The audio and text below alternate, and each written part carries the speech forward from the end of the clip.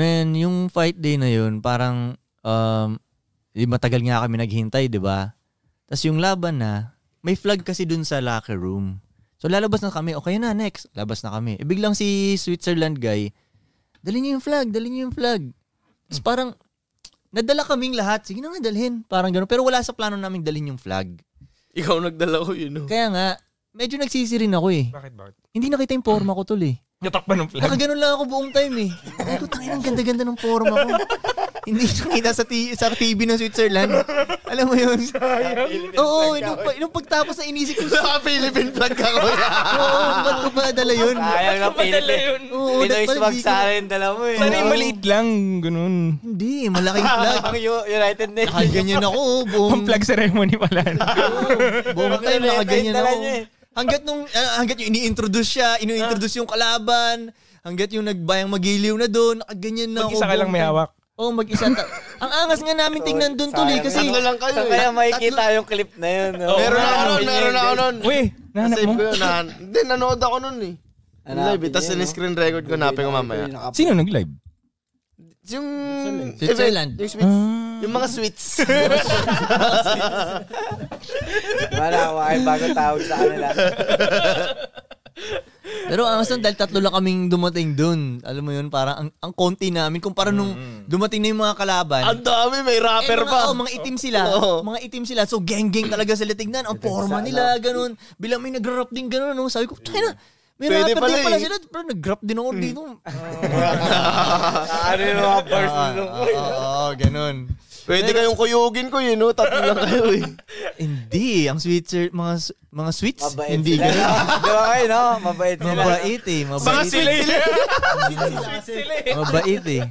Pero alam mo, sabi nung kausap ko kagabi si UN guy, sabi niya, hindi mabait sila dun lang sa Bern. Try mong pumunta sa probinsya nila, makakaramdam ka ng racism dun ha. Yun ang pinupoint niya. Yung English, English, yung gano'n. Anong English? Yung English-British, di ba yung... Hindi naman gano'n. German salita dun eh, halos eh. Ibang bansa. Ganun. Ibang bansa. Ibang bansa. Oo, ganun. So anyway, nung lumalaban na si JL, ang tahimik yung crowd, di ba? Tapos si coach lang, yung bibig lang talaga ni coach yung maririnig mo, umi-echo, ganun. ganun? Bakit yung crowd, wala ka talagang hindi kasi medyo tense pa eh. Hindi naman sapakan agad eh. Parang tansyahan sila ng tansyahan pa eh. Ganun. So parang yung mga crowd nag-aabang pa ng suntok. Si coach lang talaga yung maririnig mo. Higpit, higpit. Ganun. Umi-echo talagang ganyan. Umi-echo. Tapos, yung coach ng kalaban, maingay? Hindi. Ganun? Hindi nagsasalita yung coach ng kalaban. Pero, ako para sa akin, kulang lang sa araw ng Preparasyon. Hindi, preparasyon ayos lang. Sabagay, 1 month lang nag-prepare si JL kung iisipin mo eh. Pero yung pagdating kasi doon, parang 2 araw lang mag-a-adjust yung katawan diba ni JL. Yun yung nakakapagod dun. Oy, di ba may jet lag paliwanag pa yun. yung mga nakausap mo kagabi Na, about dun sa mga ganun? Yung pagdadayo ka ng... kaya nga, at least mga 3 weeks man lang na makapag-adjust para i-adapt niya ka. muna yung... Oo. Kasi Pacquiao nga months eh. Oo, yun. Kung may budget na nga. Oo, yun nga. Kung may budget, ang problema. Diyan papasok si Direk. Ang problema nga sa boxing shit natin, hindi binabudgetan itong mga... One day ka lang doon, lalabang ka na agad. Oo, ganun, putang ina, yun na yun. Oo, parang may pag-ara nung huling laban. Oo, kaya, pero, pag pinanood ko naman yung laban, ano naman, hindi naman, ito nga yung si kalaban niya, si Itim, kilala siya na nang na-knockout talaga. Hindi niya na-knockout si JL. Hindi niya na-knockout si JL. Mahirap talaga matamaan yung si JL eh. O unanimous.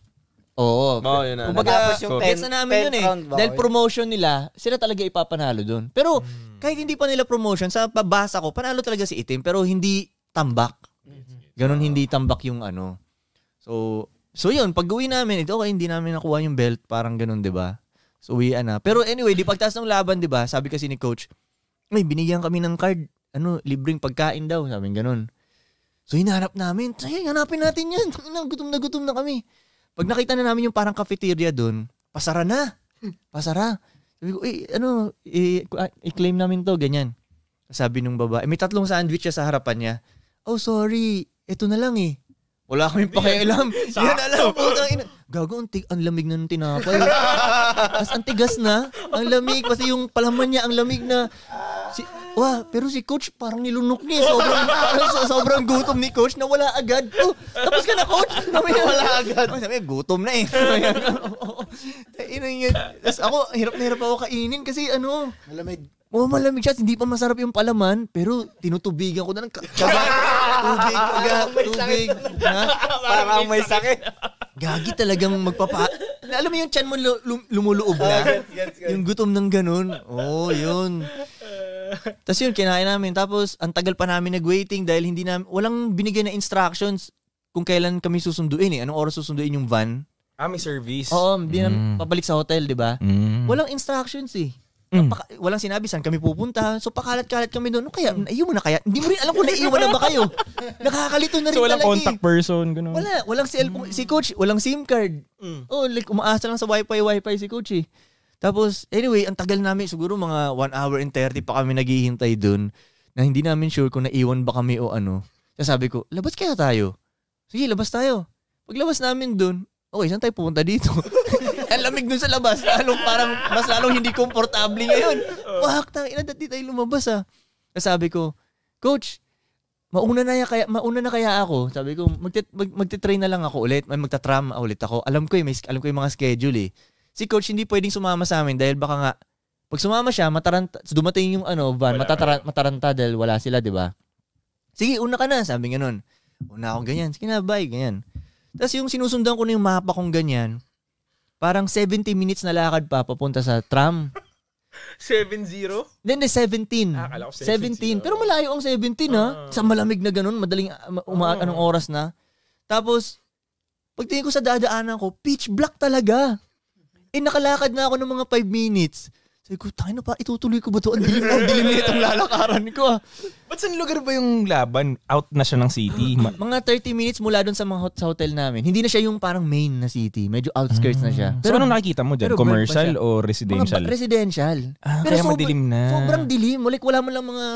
Talo pa sila sa Mindanao, may mga solar lights pa Doon wala man lang sila solar lights Talo pa sila ng Mindanao. Talo pa sila ng Mindanao. So, ang dilim talaga. Sobrang dilim. Tol, para wala talaga makita. Nakakatakot siya.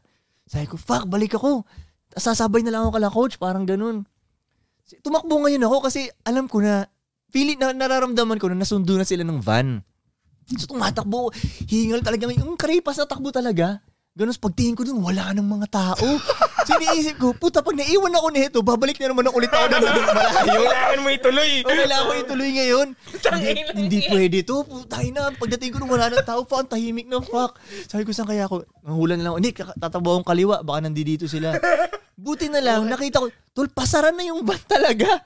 Pasaran na yung ganun. Coach! Nakita mo ba? Oo. Ay, kumasabay ako. Inihingal pa. Yung mga ibang boksingero nagtataka, sino ako? Parang ganun. Sino to? Parang ganun.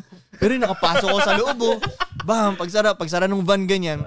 Syempre tahimik, di naman gano'ng magkakakilala lahat, diba? Naririnig yung gano'n. Yung hingal ko ang lakas. Hindi ko matago. Nakabibig mo, no?